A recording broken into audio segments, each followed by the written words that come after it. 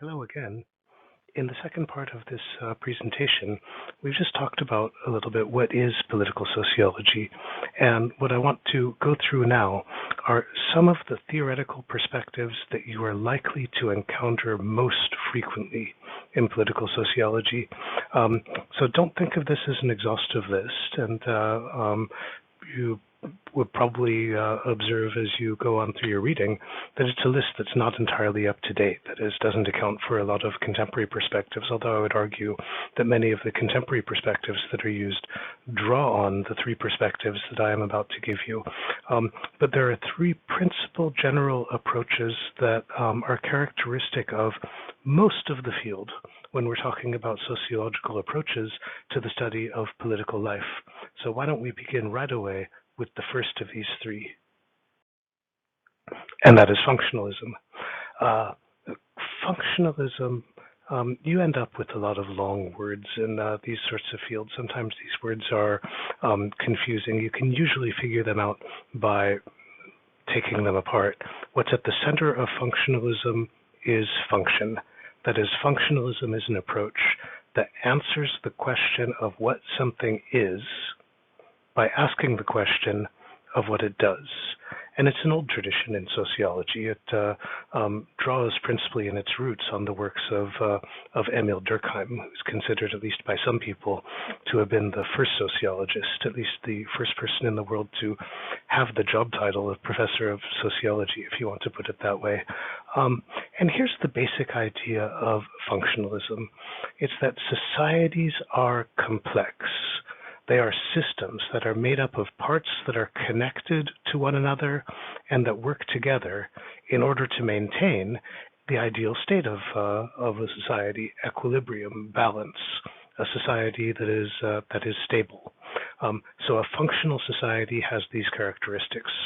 Do any functional societies actually exist? This is a separate question that we would have to discuss separately. But one of the main distinctions that is made in functionalism, then, is between elements, social facts, social practices, and social institutions that are functional and ones that are dysfunctional. Which are the functional ones? Those are elements that tend to contribute to the establishment and maintenance of social stability. And dysfunctional elements are ones that tend to disrupt or to undermine social stability. This is a little bit dualistic, as you can see. There is also a temptation when you see a categorization like this to say that functional things are good and dysfunctional things are bad. But it would be a mistake to treat functional as a synonym for good or dysfunctional as a synonym for bad. Probably something that we can all agree is bad in terms of its effects is crime.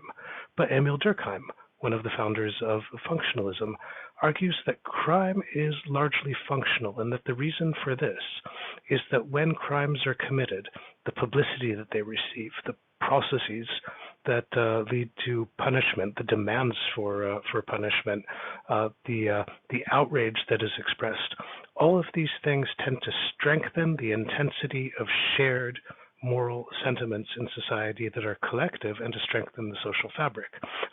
So in that sense, he regards crime, certainly damaging, as something that is functional. Another distinction within functionalism is the distinction between manifest functions of a social institution or practice or fact and latent functions. The manifest functions are the ones that characterize the purpose for which a social institution was established and are intentional. Latent functions are consequences of these institutions or practices that were not planned and that sometimes go counter to the purpose of the institution. So if we think of an institution like education, we can say it has a manifest function to spread knowledge, skill, training, a kind of unity, shared knowledge, and so on. And education also has some latent functions to socialize young people into different forms of segregation, in particular segregation by class and gender, sometimes to create a spirit, an authoritarian spirit of obedience through the numerous rules, some of which are nonsensical, that people are expected to comply with. So functionalism is, in general, an approach that takes institutions and tries to find ways in which they are positive. As its emphasis is on the social whole, on stability of the social whole, and on maintenance of the stability of the social whole. In that respect, some people describe functionalism as a conservative approach, although there are ways in which functionalism can also be critical. Let's look at another approach for a contrast. Now, the conflict perspective. This is a term that many people don't like to use. I have to say that I am among the people who don't like this term, conflict perspective. It's a perspective that draws especially on the works of Karl Marx. Not in the political or ideological sense, but in the sense that most facts in a society can be explained by the division of society into mutually antagonistic groups competing for influence and for power. So if functionalism concentrates on the elements of social facts and the elements of social life that make people and their interests broadly similar, the conflict perspective concentrates on those elements that make people different and ways in which that difference is an organizing fact in social life. So the conflict perspective sees society as composed of different groups with different levels of power, with access to different quantities of resources, and with different levels of ability to influence the social environment, and then explains what is happening in society by examining which groups have political power and which ones benefit from a particular social arrangement. So the conflict perspective would explain a social fact like patriarchy by saying that the beneficiaries of it, the beneficiaries of the maintenance of this division in power between men and women, is to maintain the power of men over women.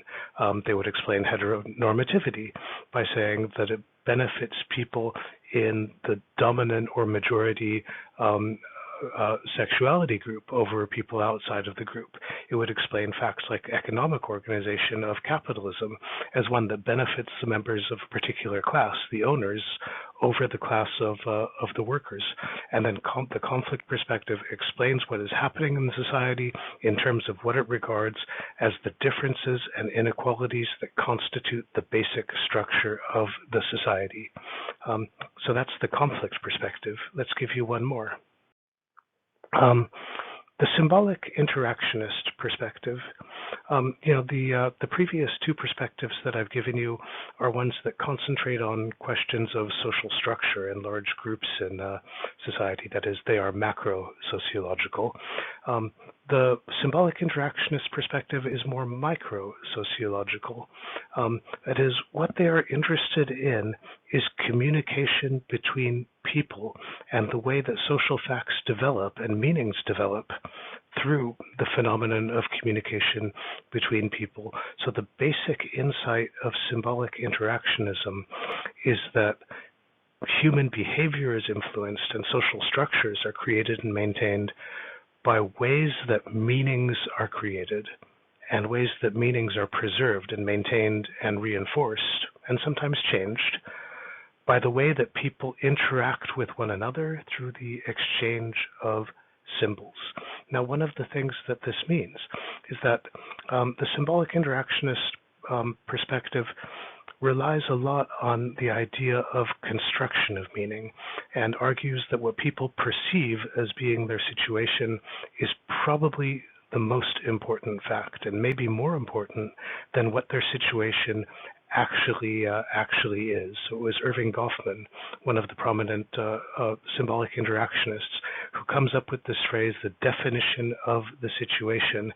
And he says this: people's perception about what the situation in which they find themselves means is the most important fact that is going to determine how they interact with other people, how they understand the situation, and how they respond to it.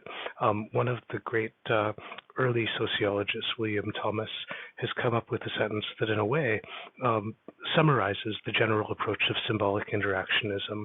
He argues that if people define a situation as being real, then it is real in its consequences. So there is an emphasis on perceptions and on meanings. Let me end this quick overview. I mean, first by saying these three perspectives, they are not exhaustive of all of the perspectives that you are going to find in political sociology or any other type of sociology. These are simply the most frequent perspectives that you are likely to find. The second thing that I'll tell you is that we have been painting with broad brushes here. There is diversity within each one of these perspectives, and very often it's the case that any particular piece of research that you read is going to be adopting more than one perspective at the same time, or elements of one and elements of another. So these three perspectives are not all internally consistent, and they are not mutually exclusive. The way that it might be most helpful to think about them is as general ways of viewing, general ways of understanding the social world. We have one, functionalism, that concentrates on social structures in an affirmative way and has the general understanding that they ought to be preserved. We have one, the conflict perspective, that views structures as being contested and in some ways maybe argues that they should be contested and cheers for the less powerful and privileged groups over the more powerful and privileged ones. And we have one that concentrates on the way that meaning is exchanged through communication, and that structures in society emerge as a product of this. The final note that I'll make about these three perspectives is whatever perspective you adopt, whatever general theoretical orientation you tend to use, don't think of theory as a kind of dogma. Don't think of it as an ideology. Your theory is not your religion in which you believe to the exclusion of other religions. Feel free to mix, feel free to match them, feel free to alter them. Any good understanding probably comes from a combination of perspectives.